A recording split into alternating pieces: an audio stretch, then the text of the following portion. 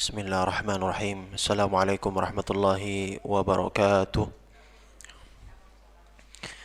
Alhamdulillah rabbil alamin wal aqibatu lil muttaqin fala udwana illa 'alal zalimin.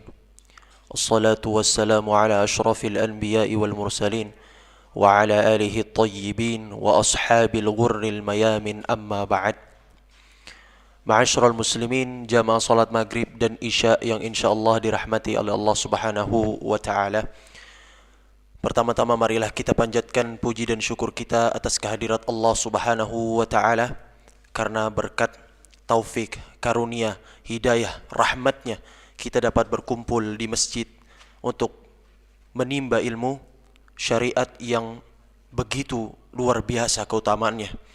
Kedua kalinya salawat serta salam tak pernah lupa tercurahkan kepada baginda besar kita Nabi Muhammad sallallahu alaihi wasallam, karena berkat perjuangan baginda sallallahu alaihi wasallam beserta para sahabatnya beserta tabi'ut tabi'in dan waman tabi'ahum bi ihsanin ila yaumiddin, kita masih bisa mempertahankan ad-dinul haqq, ad-dinul Islam hingga detik ini. Ma'asyiral muslimin, jamaah salat maghrib yang insyaallah dirahmati Allah Subhanahu wa taala. Kita lanjutkan pembahasan kita, yaitu penjelasan tentang kitab atau matan hadis Arba'in An-Nawawiyah yang mana dikarang oleh Imam An-Nawawi. Ma'asyiral muslimin yang dimuliakan Allah Subhanahu wa taala, saat ini kita sudah sampai pada pembahasan hadis yang keempat. Alhamdulillah kita sudah melewati 3 hadis sebelumnya. Hadis yang pertama yaitu tentang niat, hadis yang kedua yaitu tentang iman, Islam dan ihsan, hadis yang ketiga tentang rukun Islam, dan hadis yang keempat yaitu tentang takdir manusia telah ditetapkan. Ma'asyiral muslimin yang dimuliakan Allah Subhanahu wa taala, seperti yang jamaah lihat di papan tulis, al-a'mal bi khawatimiha. Amalan seorang hamba itu tergantung endingnya, tergantung akhirnya. Maka kertas yang di hadapan jamaah itu ada redaksi hadis yang memang di dalam kitab Arba'in An-Nawawiyah ini dicantumkan oleh Imam An-Nawawi. An Abi Abdurrahman, dari Abu Abdurrahman Abdullah bin Mas'ud radhiyallahu an. Dari Abu Abdurrahman, Abu Abdurrahman ini adalah nama kunyahnya Abdullah bin Mas'ud, sahabat yang mulia, yang mana sahabat ini adalah termasuk dalam golongan as-sabiqun al-awwalun, yaitu orang-orang pertama yang masuk ke dalam Islam, yang mana sahabat ini adalah sahabat yang keenam memeluk Islam, yaitu tepatnya memeluk Islam di kota Makkah al-Mukarramah. Ma'asyiral muslimin yang dimuliakan Allah Subhanahu wa taala, radhiyallahu an, semoga Allah meridhoinya. Qala haddatsana Rasulullah sallallahu alaihi wasallam, telah menceritakan kepadaku baginda Rasulullah sallallahu alaihi wasallam, wa huwa sadiqul masduq, yang mana Rasulullah adalah benar lagi dibenarkan perkataannya. Ma'asyiral muslimin yang dimuliakan Allah Subhanahu wa taala, Rasulullah sallallahu alaihi wasallam tidaklah berkata dengan hawa nafsunya, sebagaimana Allah Subhanahu wa taala berfirman dalam surat An-Najm, "Wa ma yantiqu 'anil hawa." Tidaklah Rasulullah itu berkata dengan hawa nafsunya. Maka setiap ucapan yang dikeluarkan oleh Rasulullah adalah al-haqq, adalah kebenaran. Ini yang harus menjadi poin pertama bagi jamaah yang dimuliakan Allah Subhanahu wa taala. Seperti risalah-risalah terdahulu sebelum baginda sallallahu alaihi wasallam, tidaklah yang disampaikan ucapannya melainkan kebenaran. Jamaah yang dimuliakan Allah Subhanahu wa taala, dan orang yang paling pertama kali membenarkan apa yang disampaikan Rasulullah sallallahu alaihi wasallam adalah sahabat yang mulia Abu Bakar As-Siddiq radhiyallahu taala an, yang mana Abu Bakar As-Siddiq adalah sahabat yang mulia, teman perjalanan, teman safar Rasulullah sallallahu alaihi wasallam. Bahkan dalam sebuah riwayat Rasulullah sallallahu alaihi wasallam bersabda, "Man ahabbun nas ilaik." Siapa orang yang paling engkau cintai ya Rasulullah? Rasulullah sallallahu alaihi wasallam menjawab Abu Bakar dari kalangan pria. Sedangkan dari kalangan wanita siapa? Aisyah radhiyallahu taala anha. Ma'asyiral muslimin yang dimuliakan Allah Subhanahu wa taala. Jika kita membahas kata As-Siddiq, maka ini adalah bentuk tunggal. Ya, bentuk satu orang, yaitu tertuju kepada Abu Bakar saja. Namun, jamaah yang dimuliakan Allah Subhanahu wa taala, ada yang menarik ketika Rasulullah sallallahu alaihi wasallam menjelang wafatnya, sebagaimana diriwayatkan dari Aisyah radhiyallahu taala anha, Rasulullah mengulangi perkataan ini hingga 3 kali. Rasulullah mengatakan, dan orang-orang yang telah diberi nikmat oleh Allah Subhanahu wa taala atas mereka, minan nabiyyin, dari anbiya, minas siddiqin, minas syuhada, dan minas salihin. Ada 4 golongan manusia yang disebutkan Rasulullah menjelang wafatnya.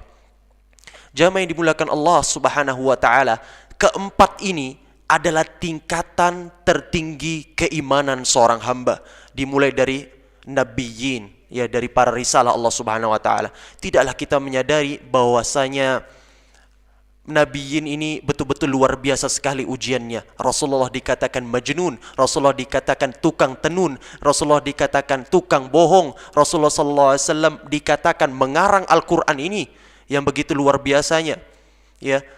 Namun tidak ada celah bagi kaum kafirun untuk membantah bahwasanya Al-Qur'an ini dikarang oleh Nabi Muhammad, karena Rasulullah SAW hingga meninggal dunia tidak bisa membaca dan tidak bisa menulis. Bahkan dalam ketika Rasulullah ingin menulis surat, maka dia perintahkan tukang suratnya itu untuk menuliskan apa yang dikatakan oleh Rasulullah SAW. Maka tidak ada peluang atau celah sekalipun bahwa Al-Quran itu dzalikal kitabu la raiba fi, kitab Al-Quran itu padanya tidak ada keraguan di dalamnya. Ma'asyiral muslimin yang dimuliakan Allah Subhanahu wa taala, jika kita membahas Abu Bakar As-Siddiq radhiyallahu taala anha, adalah sahabat ketika perang Tabuk. Rasulullah sallallahu alaihi wasallam menginstruksikan kepada seluruh para sahabatnya untuk mensedekahkan hartanya di jalan Allah Subhanahu wa taala. Ketahuilah jamaah, siapa yang pertama kali maju untuk memberi sedekah tersebut, yaitu Umar bin Khattab radhiyallahu taala anha.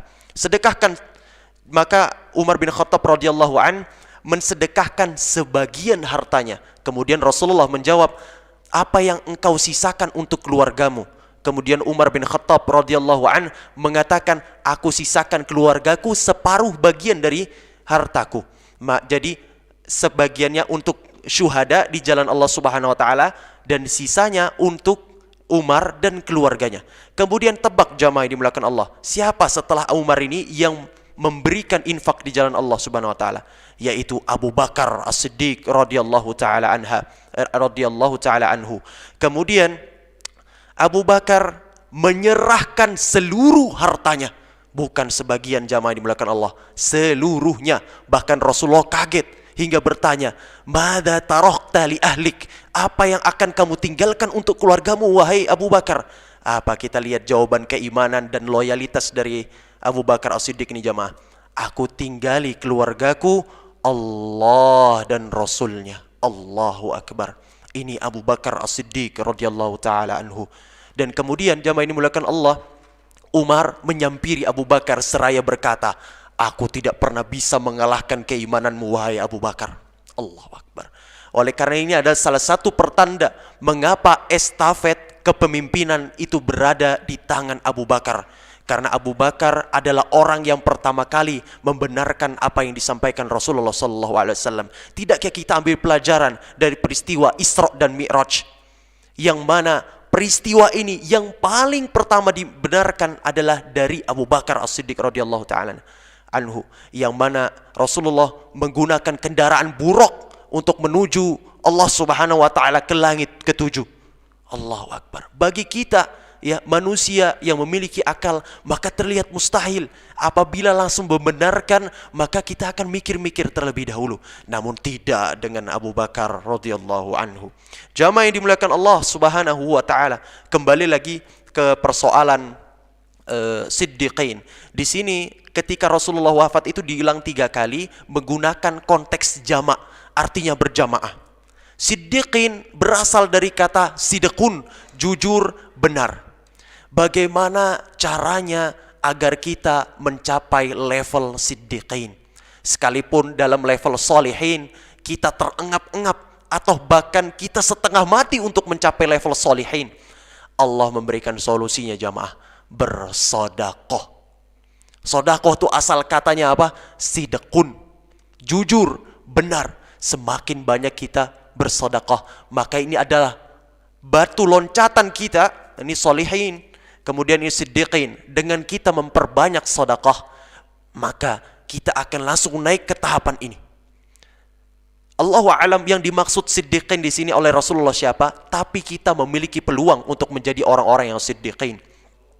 Jamaah yang dimuliakan Allah Subhanahu wa taala. Jadi ingat, bersedekah ini asal katanya adalah sidqun, sedekah, jujur, benar.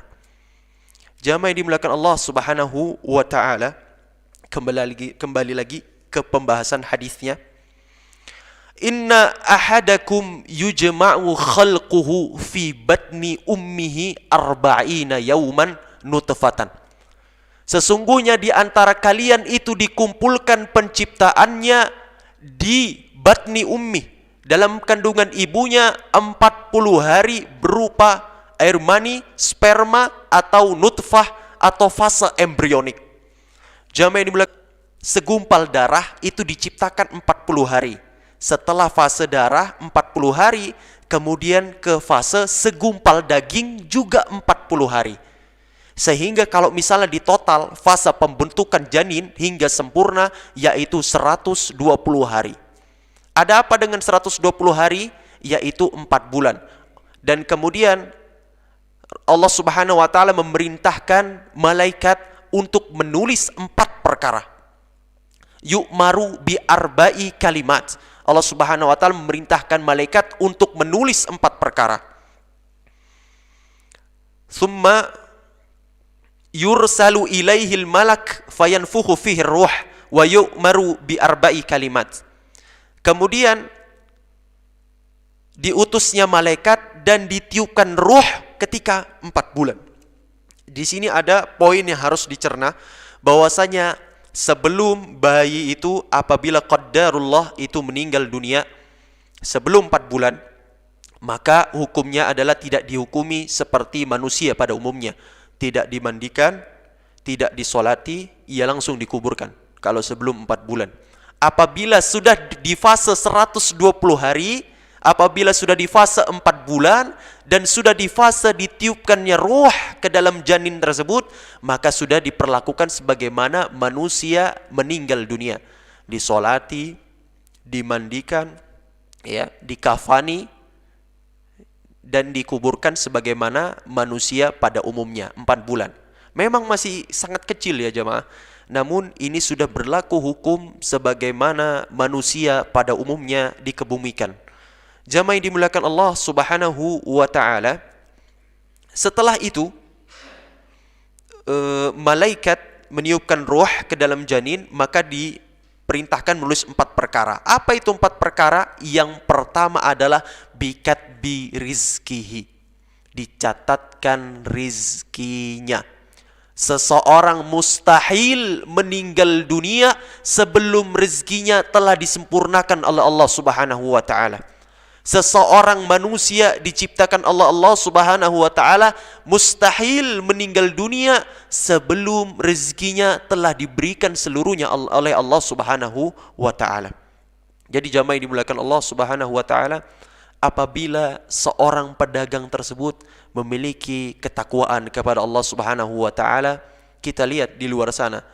Di sini orang jual bensin. Di sini orang jual bensin. Di sini orang jual bensin, mengambil dari agen yang sama, mengambil dari agen yang sama, mengambil dari SPBU yang sama, ketiga-tiganya, namun rezekinya berbeda-beda. Harganya sama. Pertalite juga. Namun setiap hari rezekinya berbeda-beda. Apabila dia seorang hamba yang beriman, maka dia tidak khawatir rezeki akan tertukar. Kita lihat di Masjidil Haram, ya, di di pinggiran-pinggirannya itu banyak orang yang berjualan. Di sini jualan baju, di sini jualan baju, di sini jualan baju. Mereknya sama, Al-Haramain, Al-Haramain, Al-Haramain, harganya sama, harganya sama, harganya sama, tapi keuntungannya setiap hari berbeda-beda. Ini adalah bukti bahwasanya masing-masing hamba itu memiliki rezeki masing-masing. Udah ada kadar atau porsinya masing-masing. Jamaah yang dimuliakan Allah Subhanahu wa ta'ala, kita ini adalah hamba Allah yang kaya. Maka jangan sampai kita merasa atau ketakutan akan rezeki kita tertukar. Semua orang di dunia ini belum tentu memiliki gaji. Ya, ingat, semua orang di dunia ini belum tentu memiliki gaji. Tapi setiap manusia yang diciptakan oleh Allah Subhanahu wa ta'ala memiliki rizki. Ingat, setiap orang yang di muka bumi ini dilahirkan Allah Subhanahu wa ta'ala, tidak semua memiliki gaji. Tidak semua memiliki gaji bulanan. Tapi ingat, Allah Subhanahu wa ta'ala menggariskan ia punya rezeki ketika hidup di dunia. Jamaah yang dimuliakan Allah Subhanahu wa ta'ala, marilah kita belajar dari penyikapan rezeki ini dari dua imam besar kita, yaitu Imam Malik dan Imam Syafi'i. Ya, Imam Malik ini adalah gurunya Imam Syafi'i, yang mana Imam Syafi'i muridnya Imam Malik yang memiliki kecerdasan yang luar biasa, yang memiliki keistimewaan yang luar biasa. Imam Syafi'i rahimahullahu ta'ala menghafalkan kitab yang dikarang oleh gurunya, kitab Al-Muwatta. Adalah murid yang pertama yang menghafalkan kitabnya, itu Imam Syafi'i. Nah, coba kita lihat bagaimana kedua imam ini menyikapi rezeki ini, memperoleh rezeki ini. Jadi Imam Malik rahimahullahu ta'ala ini meyakini atau berpendapat bahwasanya seseorang cukup bertawakal kepada Allah dengan sebenar-benarnya tawakal, maka insya Allah Allah akan turunkan rezeki kepadanya. Kemudian Imam Malik melanjutkan, lakukan yang menjadi bagianmu, selanjutnya biarkan Allah yang mengutus atau mengurus selainnya. Demikian pendapatnya Imam Malik. Imam Malik rahimahullah menyandarkan pendapat itu berdasarkan hadis Rasulullah sallallahu alaihi wasallam. Lau annakum tawakkaltum 'ala Allah, andai kalian bertakwa kepada Allah haqqa tawakkulih, dengan sebenar-benarnya tawakal, la razaqakum kama yarzuqut thair tagudu khisaman wa taruhu bitanan. Niscaya Allah akan berikan rizki kepada kalian sebagaimana Allah memberikan rizki kepada burung yang pergi dalam keadaan lapar dan pulang dalam keadaan kenyang. Nah, ini ada yang menarik jamaah. Jadi Imam Malik ini berpendapat, ya udah, intinya kita bertawakal sesungguh-sungguhnya, sebenar-benarnya, insya Allah Allah akan datangkan rezeki dengan sendirinya. Itu pendapatnya Imam Malik. Kita lihat pendapatnya Imam Syafi'i rahimahullah ta'ala. Beliau mengupakan pendapat kepada gurunya, ya Syekh, seandainya seekor burung itu tidak ada ikhtiar untuk keluar dari sangkarnya, bagaimana ia bisa memperoleh rezeki? Bagaimana mungkin seekor burung tidak ada inisiatif untuk keluar dari sangkarnya, untuk pergi dari sangkarnya, ya, keluar ke alam bebas? Bagaimana mungkin dia memperoleh rezeki pada hari itu? Nah, ini ada satu dalil, dua pendapat. Ini menarik jemaah. Ini dua diskusi antara dua imam besar, Imam Malik dan Imam Syafi'i. Jadi Imam Syafi'i berpendapat, seseorang tuh kalau mau dapat rezeki ya, maka usaha yang keras, ikhtiar yang benar, sekuat tenaga, insya Allah Allah akan kasih. Gitu. Berbeda dengan pendapat yang pertama, tawakal, sisanya serahkan kepada Allah. Tawakal yang lebih dikencengin daripada usahanya. Nah, ini dua perbedaan pendapat yang menarik. Kemudian, jamaah yang dimuliakan Allah Subhanahu wa ta'ala, suatu ketika Imam Syafi'i keluar dari pendoponya, yang mana biasa ia mengajar, ya, keluar dari tempat ia mengajar, kemudian ia bertemu dengan rombongan orang yang sedang memanen anggur. Nah, kemudian orang yang Imam Syafi'i ini membantu orang-orang tersebut untuk memanen anggur, ya. Dengan usaha Imam Syafi'i tadi, ya, bantu, petik. Alhamdulillah, dari hasil ikhtiarnya tadi, Imam Syafi'i memperoleh ikatan anggur, entah itu beberapa, entah itu satu kresek atau lain sebagainya, tapi yang pasti ia memperoleh anggur yang didapati dari orang-orang yang memanen tersebut. Setelah itu, ya, Imam Syafi'i ini begitu bahagianya luar biasa. Ia memiliki hujjah, ia memiliki pembela bahwasanya benarlah pendapatku, rezeki itu harus diikhtiarkan, niscaya aku dapat anggur ini. Nah, kemudian baliklah ke gurunya Imam Malik rahimahullahu taala. Ya Syekh, ini aku berikan anggur di hadapanmu saat ini. Kau tahu aku tadi mendapatkannya hasil dari apa? Hasil dari usahaku membantu orang-orang panen anggur. Ini membuktikan bahwa ada usaha dulu, bahwa baru rezeki turun. Nah, kemudian Imam Malik di waktu yang sama itu dia sedang berkegiatan di rumah saja, menjalankan kebiasaan seperti biasa, ya. Di siang hari yang bolong dia tidak kemana-mana, dia tidak keluar rumah sama sekali, ya. Ini harus diperhatikan, dia tidak keluar rumah sama sekali. Tiba-tiba Imam Syafi'i rahimahullahu ta'ala membawakan setangkai anggur, yang mana Imam Syafi'i tadi memperoleh dari hasil usahanya itu. Baru Imam Malik mengatakan seperti ini, aku tadi membayangkan betapa enaknya, ya, di siang hari yang bolong seperti ini, yang mana aku alhamdulillah tadi habis mengajar, di siang bolong seperti ini aku merasakan anggur yang begitu segar. Tapi tidak tahu dari siapa. Loh, Imam Syafi'i muridnya ini yang memberikannya. Akhirnya tertawalah Imam Syafi'i dan Imam Malik. Jadi kemudian Imam Syafi'i berkata, loh, kalau aku tidak mengusahakan, maka aku tidak dapat. Imam Malik sebaliknya, loh, aku duduk-duduk loh, santai kayak gini, tiba-tiba kamu datangkan kepadaku anggur, ya kan lebih enak lagi. Jadi Imam Syafi'i dan Imam Malik ini memiliki dua pandangan yang berbeda dengan satu dalil yang sama. Jadi jamaah ini dimuliakan Allah, makanya ini imam besar, ya, imam besar madhab. Ini betul-betul sejuk kita mendengarnya. Berbeda dengan sekarang, ustadz satu dengan ustadz lainnya berbeda pendapat, kemudian ditegur dengan keras, gini segala macam, ini kayak gini seperti ini. Ya Allah, ini imam madhab aja perbedaan rezeki aja begitu santainya, luar biasa. Allahu Akbar.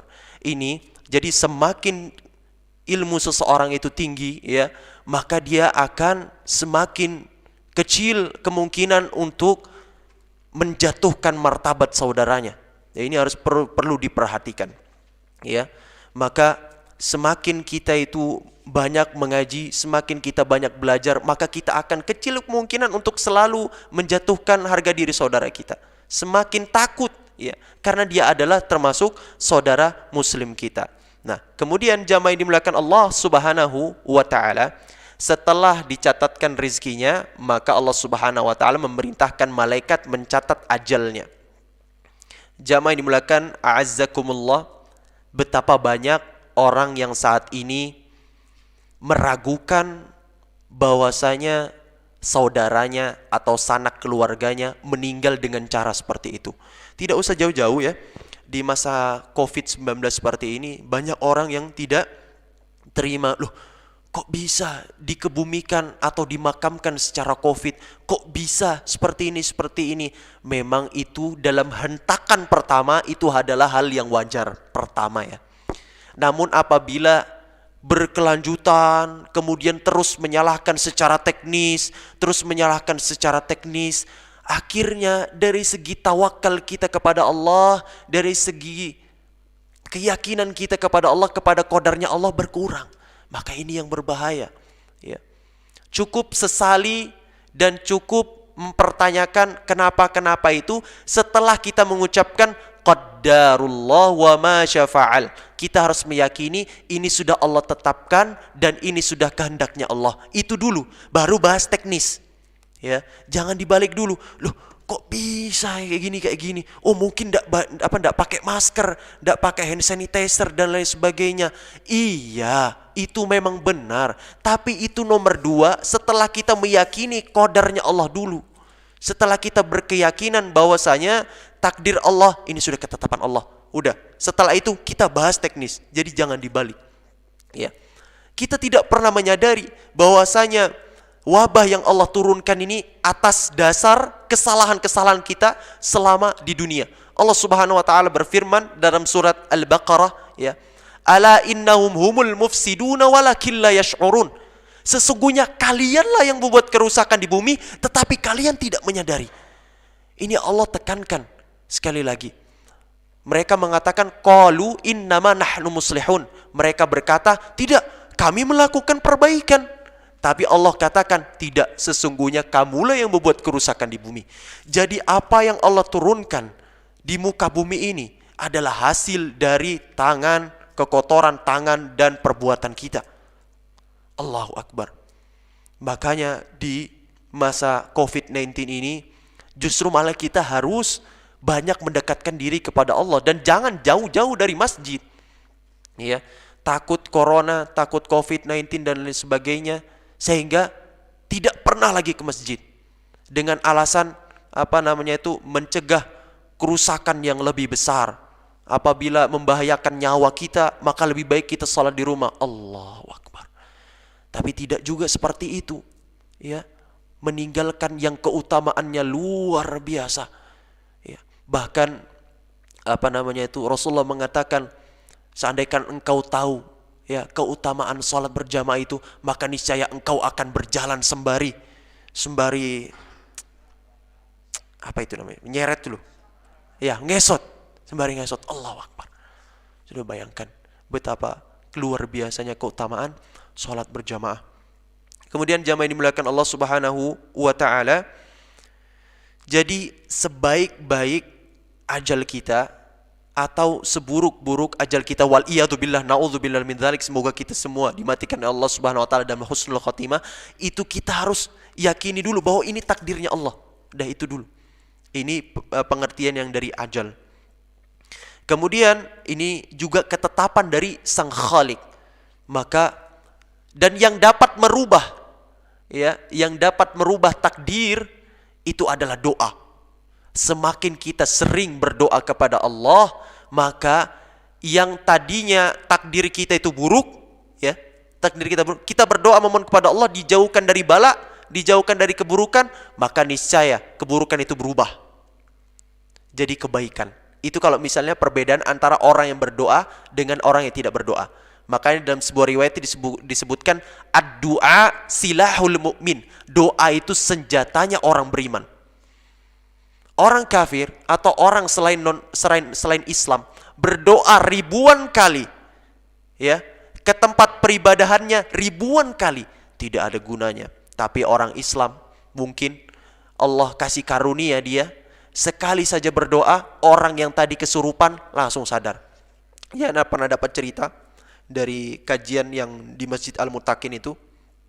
Jadi Ustadz A ini dimintain tolong untuk meruqyah si B, ya. Jamaah yang dimuliakan Allah, beliau adalah hafal banyak ayat-ayat dalam Al-Qur'an.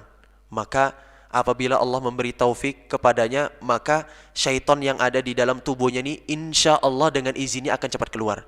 Tapi jamaah, selama berjam-jam itu diruqyah tidak ada reaksinya.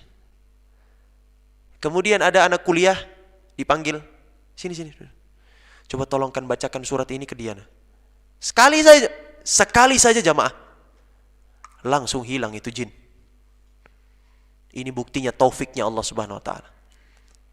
Jadi tidak, sekalipun kita sadari bahwasanya itu orang yang alim, sekalipun kita menyadari bahwa dia itu orang yang berilmu, ya, tapi kalau Allah belum memberi izin kepadanya, jin itu keluar dengan izinnya, dengan usahanya, maka tidak akan keluar. Justru malah anak kuliah yang tidak tahu apa-apa tadi dipanggil, coba tolong bacakan surat ini, ya. Surat-surat tentang ruqyah itu, ayat-ayat tentang ruqyah, dengan izin Allah sekali saja keluar jemaah. Allahu Akbar. Ini luar biasa Ya, ini adalah kuncinya doa. Ad-du'a silahul mu'min. Doa itu senjatanya orang-orang beriman. Jamaah yang dimuliakan Allah Subhanahu wa ta'ala, jika kita membahas tentang ajal ini ya, mari kita tengok sedikit atau kita kembali ke belakang tentang peristiwa Umar bin Khattab tidak menerima tentang meninggalnya Rasulullah sallallahu alaihi wasallam. Bayangkan ketika kabar itu terdengar ya, seantero negeri, Anas bin Malik radhiyallahu anhu sampai mengatakan, aku tidak pernah mendengar, aku tidak pernah melihat hari yang begitu buruk di mana hari Rasulullah wafat, dan aku tidak pernah melihat hari yang begitu bahagia ketika Rasulullah lahir ke dunia ini. Sampai begitu Anas bin Malik radhiyallahu anhu itu meriwayatkan. Dan kemudian jamaah yang dimuliakan Allah Subhanahu wa taala, kabar itu terdengar ke telinga Umar bin Khattab. Siapa yang berkata Rasulullah wafat? Ya, kita ketahui bersama bahwasanya Umar dan Rasulullah ini begitu dekat. Siapa yang mengatakan Rasulullah wafat? Sa'aqta'a ra'sahu, aku akan penggal kepalanya. Nah, ini lihat jamaah, kalau seseorang hamba itu betul-betul mencintai seseorang, ya dia akan keluar perkataan yang di luar dugaan. Hatta sampai Umar bin Khattab berkata seperti ini. Sama seperti kita, apabila kita kehilangan keluarga kita, apabila kita kehilangan saudara kita, maka pasti di hati kita yang pertama kali itu tidak percaya. Ya, kok mau? Astagfirullahaladzim, mosok seperti ini? Gitu. Itu normal. Hatta Umar bin Khattab seperti itu. Sa'aqta'a ra'sahu, aku akan penggal kepalanya. Ini sesungguhnya kabar dari kaum munafikun. Kemudian Abu Bakar memerintahkan Umar untuk pinggir. Abu Bakar berkata, "Man kana ya'budu Muhammadan fa innahu Muhammadan qad mata." Barang siapa yang mau menyembah Muhammad, maka sesungguhnya Muhammad setelah meninggal dunia. Wa man kana ya'budullah fa innallaha hayyu la yamut. Barang siapa yang mau menyembah Allah, sesungguhnya Allah Maha hidup dan tidak pernah mati. Tersentaklah Umar bin Khattab radhiyallahu taala ya, begitu kaget karena orang terbaik di muka bumi ini meninggal dunia. Inilah bukti bahwasanya 4 sahabat ini begitu luar biasa jamaah yang dimuliakan Allah Subhanahu wa taala. Begitu luar biasa impactnya atau pengaruhnya ke dalam kehidupan Rasulullah sallallahu alaihi wasallam. Tidaklah dengan bantuan mereka agama Islam begitu pesat perkembangannya, ya. Tidaklah ketegasan Umar itu bisa merubah 10 tahun Umar menjabat, ya, betul-betul mengubah Islam secara drastis. Banyak program-program yang dilakukan Umar bin Khattab. Salah satunya mimbar di zamannya Abu Bakar belum ada. Kemudian diusulkan karena mimbar ini dari Persia dan ide ini diambil dari Persia, akhirnya karena baik, karena hal dunia, akhirnya diambil oleh Umar bin Khattab dan kemudian dijadikanlah mimbar itu di zamannya Umar bin Khattab radhiyallahu anhu. Dan kemudian Baitul Mal itu terorganisir dengan sangat baik di zamannya Umar bin Khattab radhiyallahu anhu. Dan Umar bin Khattab juga memimpin banyak perang-perang. Bahkan di sebuah riwayat disebutkan apabila Umar lewat, maka syaitonnya yang lari. Coba dibayangkan jemaah. Apabila Umar lewat, syaiton yang lari. Saking begitu berwibawanya Umar bin Khattab radhiyallahu an. Jadi bukan manusianya yang lari, syaiton yang lari. Karena apa? Dalam tafsir disebutkan maksudnya adalah dikarenakan ketakutan akan keimanan, kekuatan iman dari Umar bin Khattab radhiyallahu an. Allahu akbar. Kemudian jamaah yang dimuliakan Allah Subhanahu wa taala, wa amalihi yaitu amalannya. Allah Subhanahu wa taala itu sudah mencatat amalan-amalan kita ya sejak di perut ibu kita. Jadi jamaah yang dimuliakan Allah Subhanahu wa taala, seluruh amalan kita, amalan kebaikan, amalan keburukan yang sudah atau yang belum kita kerjakan, maka itu semua sudah tercatat rapi di Lauh Mahfuz dan sudah dicatatkan sejak kita ditiupkan roh di dalam perut ibu kita. Jamaah yang dimuliakan Allah Subhanahu wa taala, sadarkah kita bahwasanya setiap hamba itu meskipun amalannya sama, tapi memiliki ganjaran yang berbeda-beda. Kita sholat di Masjid Mujahidin, sholat berjamaah 4 rakaat, semuanya 4 rakaat, semuanya sama sholat di Masjid Mujahidin, semuanya sama memperoleh 27 derajat karena sholat berjamaah. Tapi jamaah, antara kadar sholatnya seseorang yang satu dengan yang lain mustahil sama pahalanya di sisi Allah. Entah orang tersebut kurang tumakninah, entah orang tersebut tidak melaksanakan sholat sunnah, entah orang tersebut ya banyak memikirkan hal dunia, tapi masing-masing amalan seorang hamba itu, sekalipun kita sholat di masjid yang sama, itu ganjaran di mata Allah berbeda-beda. Nah ini yang menarik jemaah ya. Jadi ada yang mungkin dapat pahalanya 27 plus, 27 derajat sempurna, dikarenakan sebelum dia masuk ke masjid, dia melaksanakan sholat sunnah qobliyah.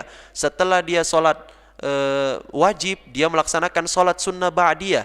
Kemudian setelah dia sholat sunnah ba'diyah, dia memohon kepada Allah, terimalah, Allahumma inna nas'aluka ilman nafi'an wa rizqan thayyiban wa amalan mutaqabbala, dan lain sebagainya, berdoa kepada Allah. Maka tentu berbeda dengan orang yang setiap habis sholat Assalamualaikum warahmatullahi, langsung ngacir. Beda, sekalipun itu 27 derajat juga itu. Jadi jamaah ini dimuliakan Allah Subhanahu wa taala, ini menariknya kita beramal di dunia ini. Sekalipun amalan kita sama, sekalipun kita sholat 4 rakaat itu sejumlahnya sama, tapi ganjarannya masing-masing seorang hamba itu berbeda-beda. Kemudian jamaah yang dimuliakan Allah Subhanahu wa taala, Allah Subhanahu wa taala berfirman dalam surah Al-Mulk, "Allazi khalaqal mauta wal hayah." Wahai zat yang mematikan dan menghidupkan. Liyabluwakum ayyukum ahsanu amala wa huwal azizul ghafur. Supaya dia menguji kamu, siapa di antara kamu yang lebih baik amalannya. Dan dia maha perkasa lagi maha pengampun. Ini adalah bukti bahwa setiap hamba itu di sisi Allah itu dilihat tuh dari segi ketakwaannya. Inna akramakum indallahi atqakum. Yang paling mulia di antara kalian adalah apa? Orang yang paling bertakwa. Jamaah yang dimuliakan Allah Subhanahu wa taala, yang keempat yaitu wa ajalihi wa amalihi wa syaqiyun aw sa'idun. Kebahagiaan dan kesengsaraan.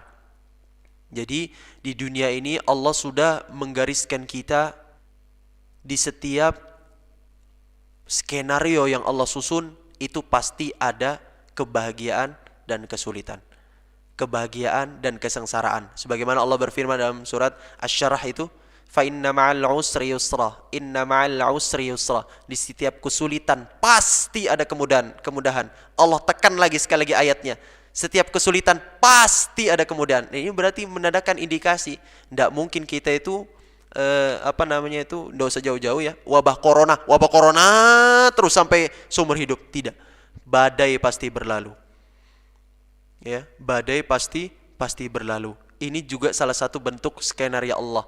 Allah tambahkan bumbu garam dalam kehidupan kita. Namanya juga, contohnya juga rumah tangga jamaah. Tidak ada rumah tangga yang seperti pengantin anyar terus ya. Tidak ada ya. Awal-awal saya menikah itu ya, tidak pernah lepas tangan istri saya itu ketika jalan ya. Kemudian setahun berikutnya wah mulai dah lepas. Jadi itulah namanya bumbu dalam pernikahan ya. Tidak bisa kita so sweet terus, tidak bisa. Dan tidak bisa juga kita berantem terus, tidak ya, ada badainya. Dan kadang badainya itu dahsyat sekali jamaah ya. Itulah makanya orang itu diberikan keimanan oleh Allah bagaimana cara mengatasi badai tersebut ya. Apalagi terutama bagi seorang laki-laki. Ya ada seorang pemimpin, ya ada seorang imam dalam rumah tangga ya. Maka bagaimana ia membawa keluarganya ke jannahnya Allah Subhanahu wa taala. Jamaah dimuliakan Allah Subhanahu wa taala, istrinya Rasulullah itu jumlahnya kalau di total ada sekitar 12 ya, dan keseluruhannya itu dilarang untuk menikah lagi. Kenapa? Karena pasangan kita di surga adalah pasangan yang terakhir. Jadi maksudnya kita misalnya tidak kita ya. Si A. Oh, kalau kita, naudzubillah ya. Si A ini istrinya meninggal ya. Suaminya meninggal dunia. Kemudian suaminya diketahui oleh istrinya adalah orang yang solih. Dan apabila ia meninggal, maksudnya suaminya ini meninggal, maka istrinya ini jangan nikah lagi supaya bisa bertemu dengan suami yang soleh. Bisa dipahami ya jemaah? Jadi bisa dipahami ya? Ya. Jadi kita itu akan bersama dengan pasangan kita yang terakhir. Nah, itu dulu yang harus dipahami. Kemudian kalau misalnya seorang istri ini adalah istri yang salihah, maka dia tidak akan menikah lagi. Dikarenakan suami yang dulu ini meninggal, maka ketika di surga nanti istri ini akan dipertemukan dengan suami yang saleh tadi. Apabila istri ini tadi menikah lagi, maka dia akan bersama pasangan yang terakhir tadi. Gitu. Seperti itu. Makanya Aisyah itu tidak menikah lagi sekalipun usianya masih muda setelah Rasulullah SAW wafat, karena ia ingin bertemu dengan dan berjumpa dan bereuni dengan suaminya tercinta baginda Rasulullah sallallahu alaihi wasallam. Kemudian dilanjutkan lagi, jamaah yang dimuliakan Allah. Fawallahi alladzi la ilaha ghairuh inna ahadakum la ya'malu bi'amali ahlil jannah hatta ma yakunu bainahu wa bainahu illa dhira'un. Maka demi zat yang tidak ada sesembahan selain dia, sesungguhnya di antara manusia ada yang beramal amalan ahli surga, kemudian jarak antara dia dengan surga tinggal satu hasta. Kemudian fayasbiku alaihi alkitab fayamalu bi'amali ahlin nar fayadkhuluha. Lalu catatan amalnya mendahuluinya, kemudian dia beramal dengan amalan penduduk neraka dan dia masuk ke dalamnya. Jadi ibaratkan jamaah yang dimuliakan Allah Subhanahu wa taala, seseorang selama hidupnya dari umur 1 hingga umur sittin wa sabain atau 60 atau 70 tahun ya, dia beramal soleh. Tapi ketika menjelang meninggal dunia, ia kembali kepada kekufuran, atau bahkan ia setelah melakukan dosa yang besar, ia belum sempat bertobat kepada Allah. Masuk surga apa masuk neraka? Masuk neraka. Karena meninggalnya dengan su'ul khatimah, dengan meninggal dengan cara yang buruk. Makanya itu jamaah yang dimuliakan Allah Subhanahu wa taala, seseorang itu dilihat dari kebiasaannya.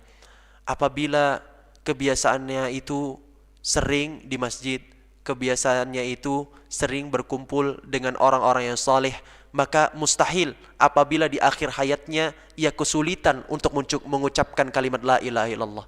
Maka mustahil baginya sulit untuk mengucapkan kalimat Allah.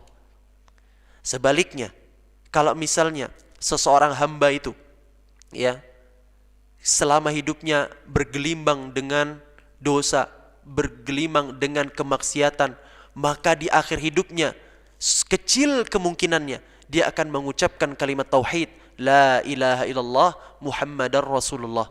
Makanya jamaah dimuliakan Allah Subhanahu wa taala, seseorang itu dilihat dari kebiasaannya. Apabila kebiasaannya buruk, maka itu adalah faktor. Terlebih sudah 40 tahun ke atas ya, 40 tahun ke atas, kebiasaannya itu dari kecil hingga umur 40 tahun itu diulangi terus tabiat-tabiat keburukannya, maka niscaya 40 tahun hingga dia meninggal, maka ya seperti itu kebiasaannya, buruk. Wal iyadu billah. Maka jamaah ini dimuliakan Allah Subhanahu wa taala, kita lanjutkan sedikit lagi hadisnya. Wa inna ahadakum la ya'malu bi amalin ahlin nar hatta ma yakunu bainahu wa bainaha illa dhira'un. Dan sesungguhnya ada di antara manusia yang melakukan amalan ahli neraka sampai jarak antara dia dengannya satu hasta. Fayasbiku alaihi alkitabu fayamalu bi amali ahli jannah fayadkhuluha. Rawahul Bukhari dan Muslim. Kemudian catatan amal mendahulinya, lalu ia beramal dengan amalan penduduk surga, lalu ia masuk ke dalamnya. Rawahu, diriwayatkan oleh Bukhari dan Muslim. Jadi jamaah ini dimuliakan Allah Subhanahu wa taala, ini tadi yang kebalikannya. Ya. Apabila seseorang itu melakukan amalan ahli neraka sepanjang hidupnya, melakukan amalan ahli neraka sepanjang hidupnya. Di akhir hayatnya dia mengucapkan kalimat La ilaha illallah Muhammadar Rasulullah sallallahu alaihi wasallam. Matinya husnul khotimah atau su'ul khotimah? Husnul khotimah. Gitu loh. Karena ucapan ini tidak mudah diucapkan jamaah dimulakan Allah. Saksinya adalah kakek saya sendiri. Kakek saya sendiri qadarullah sudah pernah hampir sakaratul maut 3 kali.